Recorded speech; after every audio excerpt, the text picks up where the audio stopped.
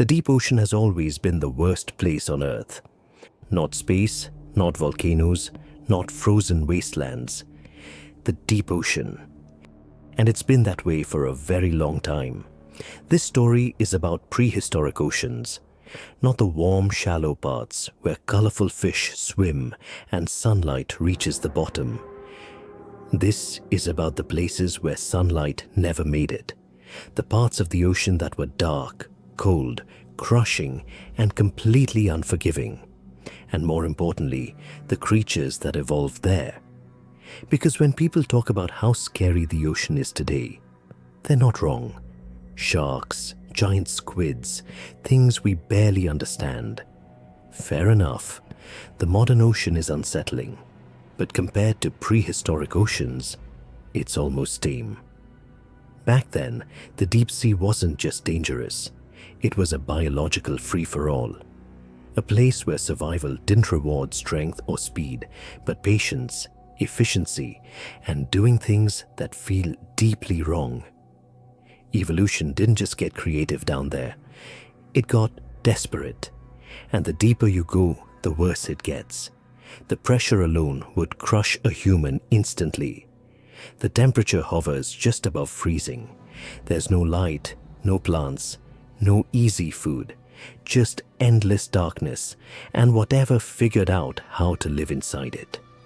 And somehow, not only did life survive down there, it thrived. That's where the real problem starts. Because when animals are cut off from light, from plants, and from normal food chains, they don't evolve into anything familiar. They evolve into specialists, into things built for ambush, for waiting, for seeing without light or killing without chasing. Some grew eyes so large they barely fit inside their skulls. Others gave up sight completely. Some stopped moving much at all and just waited for food to come to them. And some found solutions so effective that they barely changed for tens of millions of years. Here's the unsettling part. Not all of these creatures disappeared. Some of them are still alive today, still using the same strategies, still lurking in places we've barely explored. The deep ocean didn't force them to change because nothing ever challenged them enough to make them evolve further. So this isn't just a story about ancient monsters that lived and died long ago. It's about a part of Earth that never really moved on, a place where time slowed down, evolution hit pause, and survival favored things that feel more alien the longer you look at them. We'll start shallow. Then we'll go deeper, deeper into the ocean and deeper into time. Picture this. You're not swimming near the surface. You're not even in the part of the ocean where light fades into blue. You're far below that, so deep that sunlight gave up trying to reach you a long time ago. Above you is nothing but miles of water. Below you is more of the same. Down here, darkness isn't the absence of light. It's the default state.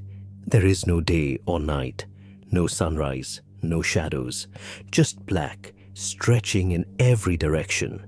The pressure is constant and unforgiving. Every inch of your body would be squeezed by thousands of tons of water. Bones would crack, lungs would collapse. A human wouldn't last a second. And yet, this place wasn't empty. The temperature hovers just above freezing, cold enough to slow everything down, cold enough that movement costs energy you can't afford to waste. And that's the next problem. There are no plants here, no algae, no photosynthesis. Nothing grows from sunlight, because sunlight doesn't exist. So food doesn't appear. It arrives. Occasionally something dies far above and sinks. A fish, a carcass, a cloud of organic debris drifting down like snow. And when that happens, whatever lives down here has to be ready, because the next meal might not show up for months or years. This is why the deep ocean never rewarded speed. Chasing prey burns energy. Missing a meal can mean death. So evolution started favoring patience. ambush, efficiency, creatures that could wait, creatures that could survive on almost nothing, creatures that didn't panic when food disappeared. And once that process started, it didn't stop. Without light, eyes either became massive or completely useless. Without plants, food chains became short and brutal. Without space to escape, defenses turned inward. Hard shells, needle teeth, expandable jaws, bodies designed to sense vibrations instead of shapes. This is where normal rules stopped working. On land, animals evolved to outrun predators or overpower prey. In the deep ocean, animals evolved to outlast each other, to wait longer, to strike once and never miss, to survive pressure that would destroy almost anything else on Earth. And the deeper you go, the stranger it gets. Some creatures adapted so well to this environment that they spread everywhere. Others became so specialized that nothing could replace them. Their designs worked perfectly for millions of years. Those were the first true deep-sea specialists, the ones that figured out how to live where nothing else should have survived. One of the first things the deep ocean did to life was mess with its eyes. Because once you go far enough down, sight becomes a problem. There's no sunlight to reflect off anything, no color, no contrast, just darkness. And most animals responded to that in one of two ways. They either gave up on seeing entirely, or they doubled down on it in the most extreme way possible. This creature chose the second option. It was massive, larger than a modern dolphin, long, streamlined, built like a living torpedo. But the thing you'd notice immediately, if you could see it at all, were the eyes. They were absurdly large, not slightly oversized, not big for its body. Huge. Each eye was the size of a dinner plate, taking up so much space that the skull had to be reinforced just to hold them in place. And that raises an obvious question. Why would anything need eyes that big? Eyes are expensive. They take energy to grow, energy to maintain, and energy to protect. Evolution doesn't hand out features like that unless they solve a very specific problem. And in this case, the problem wasn't seeing better during the day. This animal didn't live near the surface. It dove deep, far deeper than most modern marine animals ever go, down into water so dark that even bioluminescence barely existed, down where pressure would crush submarines, down where the only light came from faint, fleeting flashes produced by other creatures trying not to be eaten. Those massive eyes weren't for spotting shapes. They were for detecting hints, a flicker, a glow, the smallest signal that something living was moving nearby. This animal could hold its breath for long periods and sink into the darkness, letting its own body weight pull it down. No frantic swimming, no wasted motion, just a controlled descent into a place where very few predators could follow. And the reason it did this becomes clear very quickly. Because food only existed down there, while other marine reptiles stayed closer to the surface, chasing fish and competing with each other. This one avoided all of that.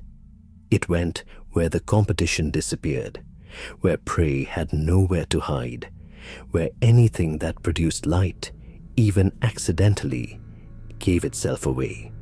Those eyes let it hunt in conditions that were effectively invisible to everything else. It worked. So well, in fact, that this wasn't a one-off experiment. Fossils of these deep-diving giants show up in multiple places, across different regions, over long stretches of time. That tells us this wasn't some rare specialist barely surviving. This was a successful strategy, a blueprint, big eyes, deep dives, patient hunting, The deep ocean rewarded that design so consistently that it spread. And once it spread, it stayed. Not every deep-sea predator solved the darkness problem by getting bigger. Some went the opposite direction. This one was relatively small.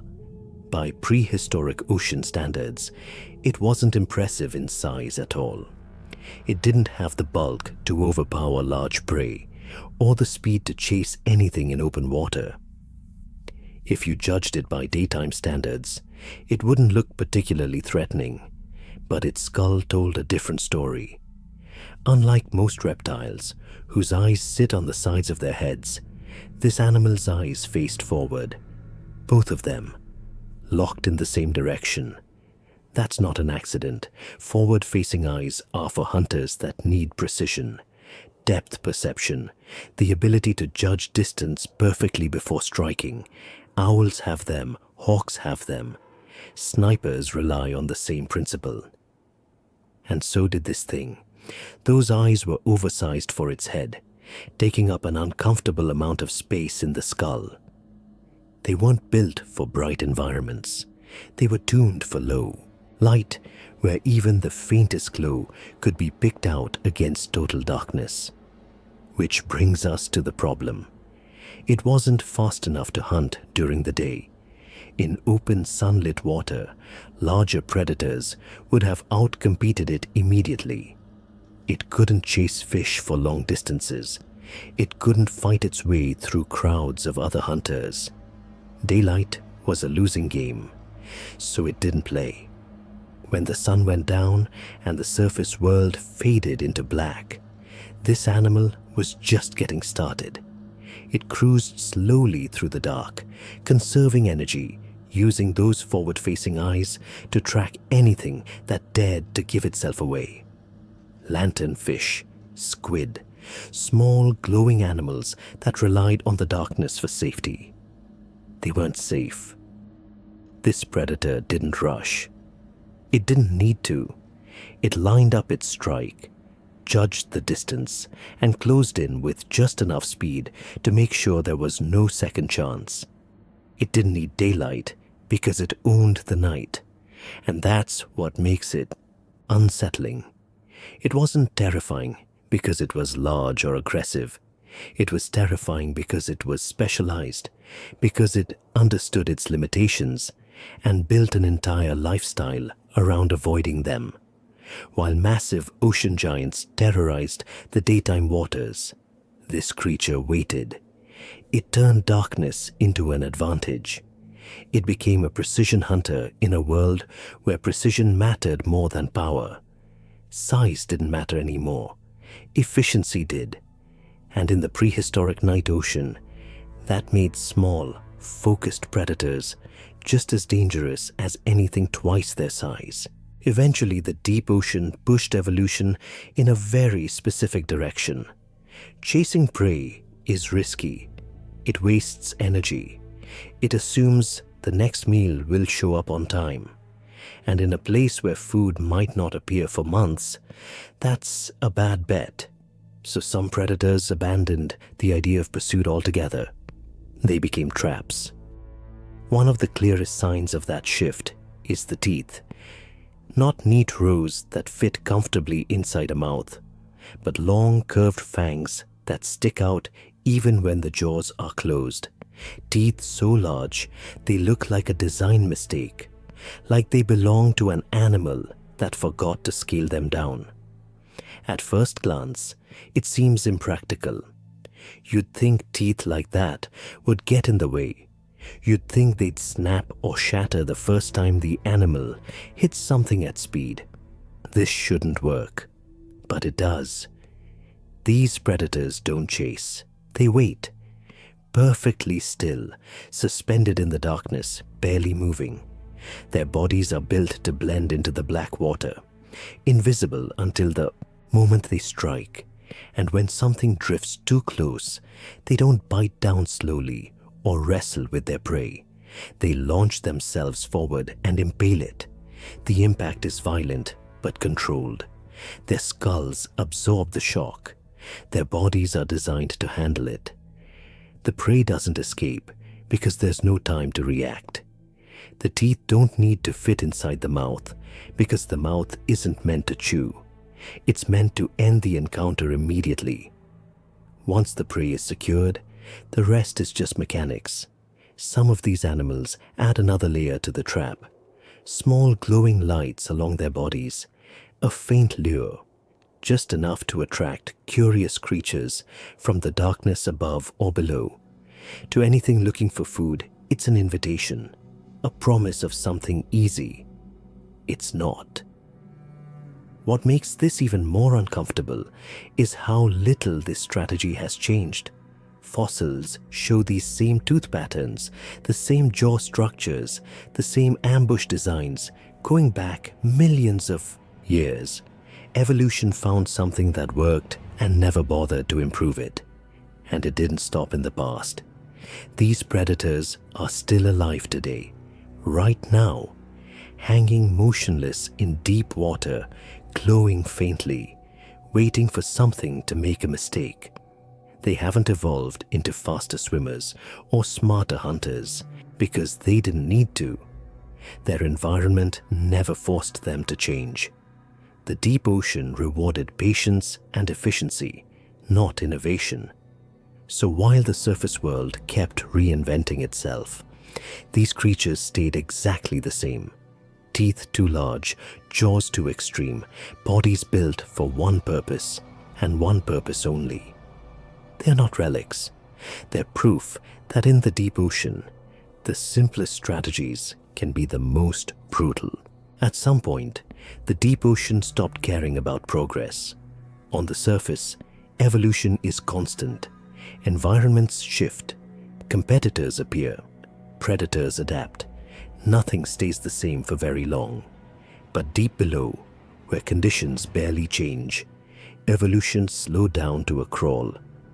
And some creatures noticed there are animals in the deep ocean today that look almost exactly the same as their ancestors from more than 100 million years ago. Same body shape, same teeth, same hunting strategy. Fossils and living specimens line up so closely that it's hard to tell where the past ends and the present begins. That shouldn't happen. Everything else on Earth changed. Continents moved, climates shifted, entire ecosystems collapsed and rebuilt themselves. Dinosaurs rose and vanished. Mammals took over the land. Birds filled the sky. And these creatures stayed the same. For a long time, that confused scientists. Evolution is supposed to favor change, new traits, new solutions. So why would anything remain frozen in time for that long? The answer is unsettlingly simple. Nothing bothered them. The deep ocean is stable in a way few environments are. Temperature barely fluctuates.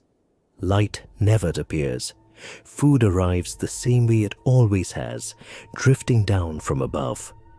There are no seasons, no storms, no sudden disruptions. And without pressure to adapt, there's no reason to change. These animals weren't struggling to survive. They had already solved their environment. Their bodies were efficient. Their strategies worked. Their competition was minimal. So generation after generation passed with almost no difference. Evolution didn't stop entirely, but it slowed to the point where change became nearly invisible. That creates a strange kind of time capsule.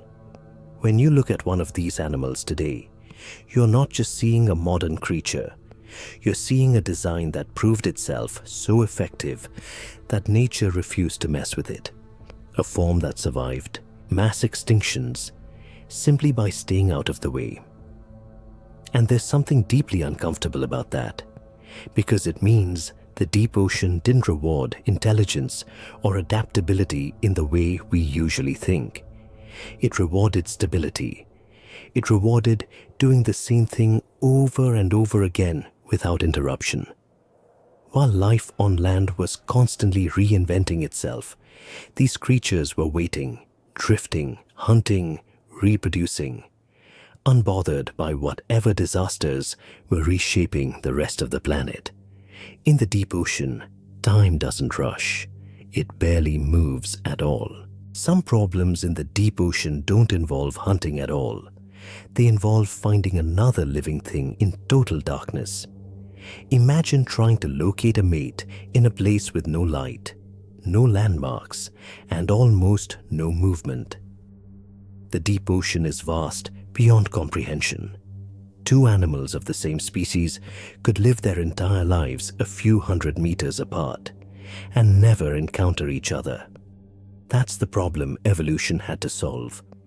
And the solution it came up with sounds like a mistake. In this species, the female is large, powerful, and fully equipped to survive on her own. She hunts, she eats, she lives a normal deep-sea predator's life. The male, on the other hand, is tiny, barely recognizable as the same species. His entire purpose is to find a female. When he does, he bites her, and he never lets go.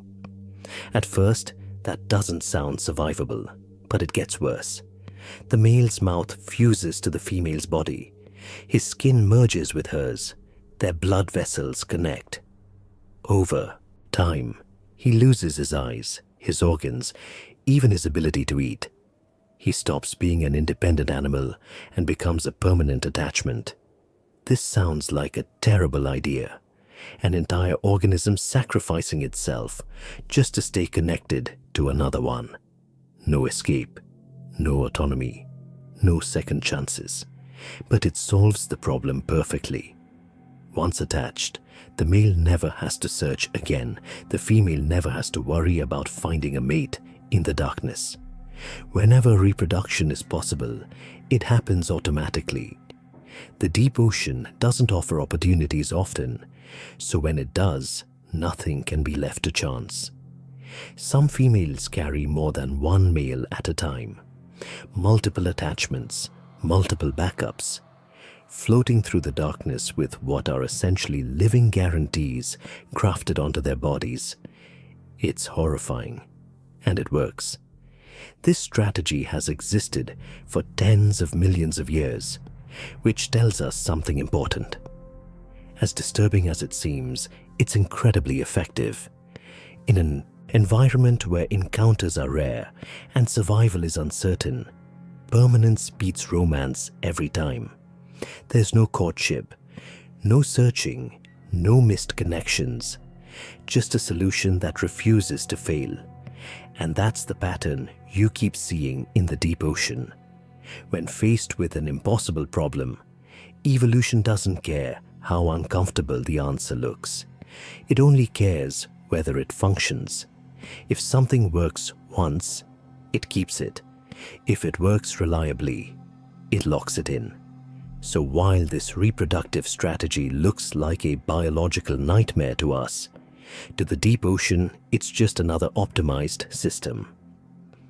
One more reminder that survival down there isn't about elegance or balance.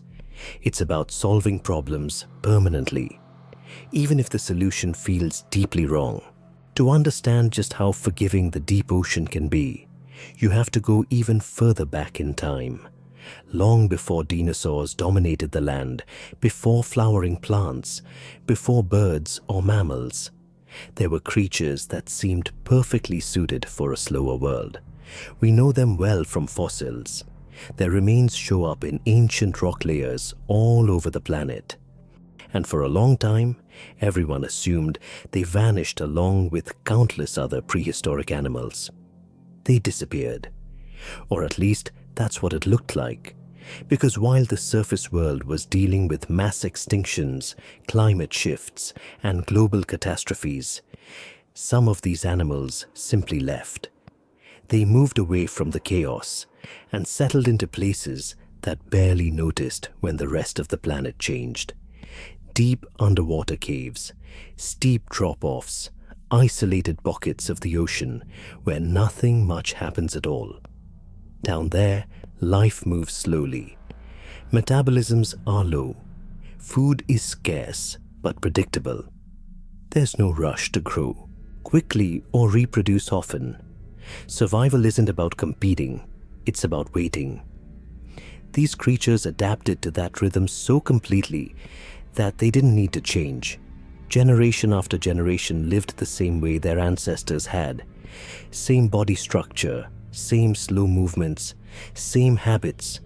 Fossils from hundreds of millions of years ago look shockingly similar to living individuals, which is why their rediscovery came as such a shock.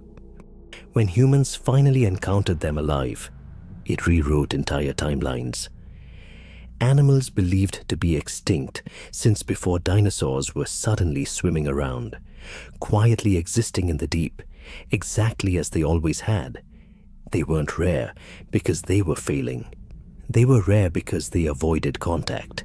They didn't migrate. They didn't explore. They stayed hidden. The deep ocean let them do that. In isolation, without predators forcing change or competitors pushing innovation, these survivors became living snapshots of Earth's distant past, not relics struggling to survive, but stable populations that found a way to sit out millions of years of planetary upheaval. And that's what makes them unsettling. They prove that extinction doesn't always mean failure. Sometimes it just means disappearance from view. While everything else was evolving rapidly to keep up with a changing world, these animals stepped aside and let time pass them by. The deep ocean didn't ask them to adapt. It asked them to endure. If you keep going back far enough, the ocean stops looking familiar at all.